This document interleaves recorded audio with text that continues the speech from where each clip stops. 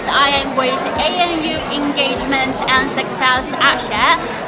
There are many different programs under ANU Engagement and Success. So let's hear from Asia. Hi everyone, ANU Engagement and Success team offers a range of extracurricular activities. It's a central team, so they're offered to any students no matter which college you're from. So we've got Set for ANU. Some of you may already be mentees and you've been matched with a mentor.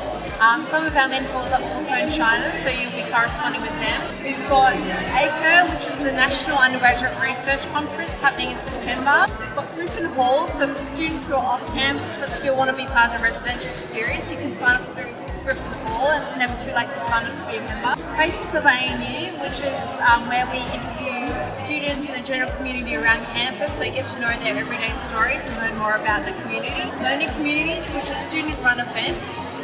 When you arrive in Australia, you'll be invited to these events and you can come to them. They're all free of charge. Finally, we've got ANU Plus, which is a voluntary program, and it's about maximising your employability skills through volunteering. Wow, that's pretty impressive. Thank you so much, Asia.